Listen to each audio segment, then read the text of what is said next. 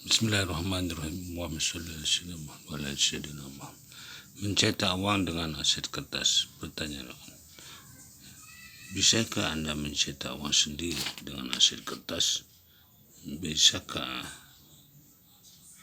saya mencapai imbal hasil tak terhingga pada investasi saya?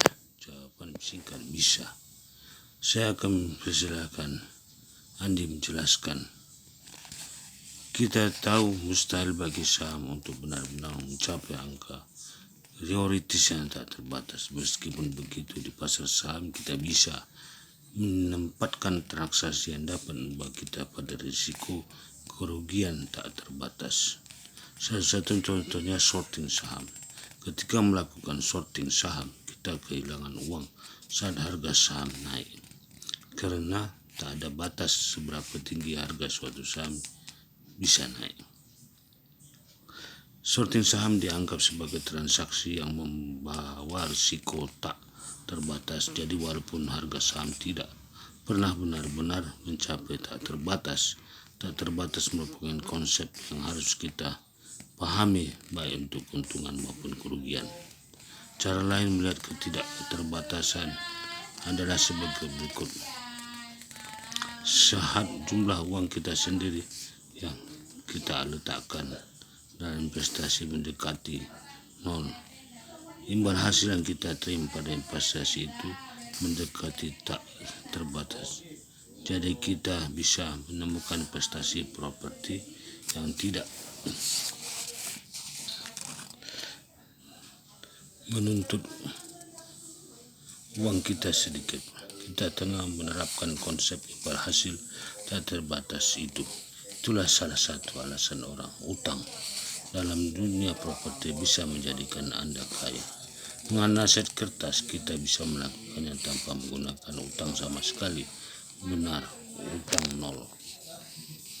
Karena salah satu hal yang dimiliki oleh aset kertas adalah kemampuan mengukur jenis investasi itu tersedia untuk hampir siapa saja yang bersedia mendapatkan pendidikan finansial yang diperlukan. Sekali saya ingin menekankan bahwa tidak perlu menjadi multi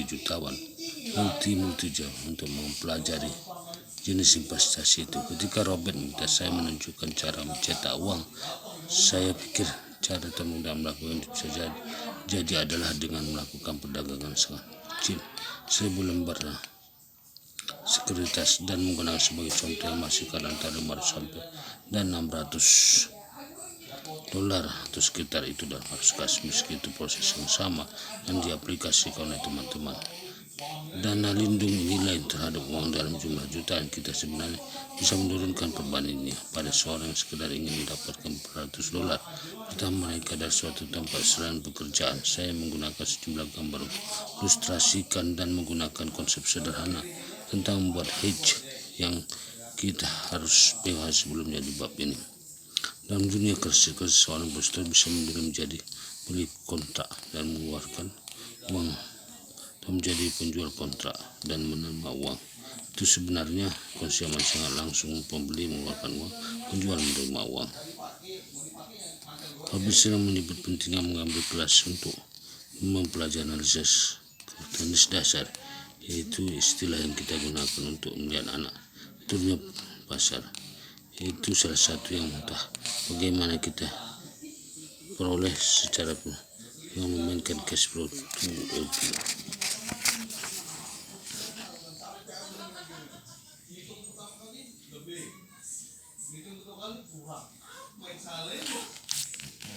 Karena ada level dukungan kuat tepat di atas level 1000, seorang investor mungkin mencoba mencetak jumlah uang dengan menjual satu kontrak opsi jual pada lewat level 1945. Namun kita tidak benar-benar mencetak uang. Kita menyebutnya menulis opsi. Itu semata berarti membeli kontrak. Sekarang memiliki asuransi S&P 500 saya jatuh di bawah sebelum kontrak kadaluarsa.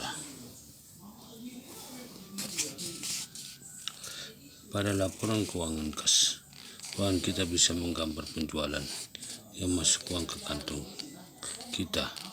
itu gambar itu akan terlihat pemasukan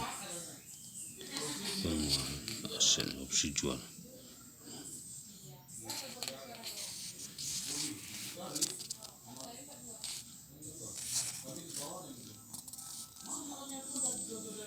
Menarik catat pada titik itu bahwa banyak Robert karena mata rumah Anda bukan aset sebab rumah tidak memasukkan uang ke kantor. Saya bisa melihat diri saya sendiri mendapat kritikan serupa karena mendapatkan saham short atau opsi short di kolom hasil. Biar saja kenyataan itu menghasilkan pemasukan. Laporan pialang Anda bisa jadi tidak kurang lebih seperti gambar berikut. Perhatikan bahwa biaya yang disesuaikan dan nol. Jadi berhasil yang disesuaikan tak terbatas atau tidak jelas ketika opsinya kadaluarsa.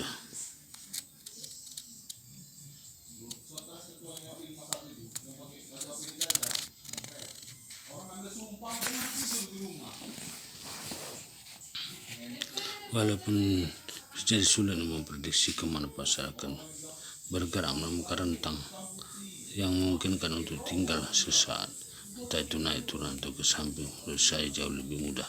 Sehingga kita melihat bagaimana pasar sebenarnya bergerak hingga kadaluarsa.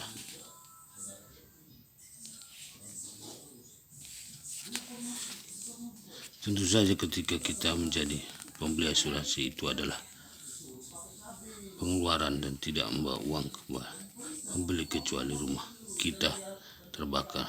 Hal serupa berlaku bagi contoh opsi jual ini.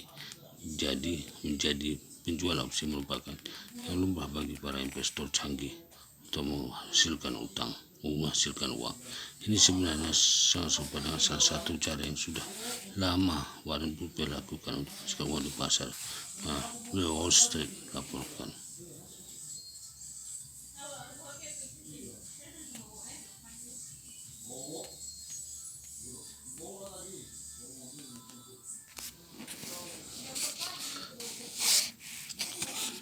Sebagian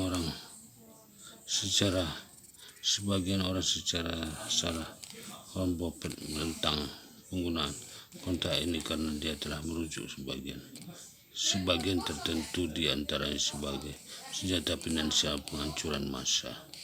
Dan bagi orang yang tidak berpendidikan mungkin memang begitu, namun sebenarnya Buffett menghasilkan berdolar dan menjualnya sendiri karena ada kendali begitu kecil atas kerja berisiko besar dan investor akan membayar banyak uang untuk hedge. Jadi kenyataannya kita bisa menggunakan uang kita terima setelah menjual opsi jual untuk membeli put dan menggunakan sebagai hedge untuk menjalankan kita serta tetap menerima arus gas positif. Itu akan terdapat seperti berikut.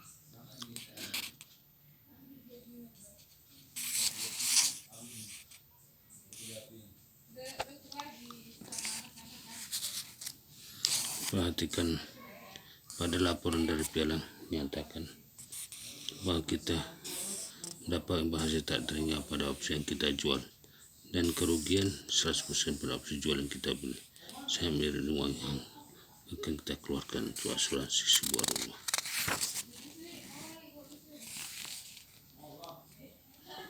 Bagi orang yang masih baru terhadap inflasi, mungkin tampaknya banyak yang harus pelajaran begitu, namun dengan konsisten serta pegang besar, saya percaya siapapun bisa mempelajarinya. Salam.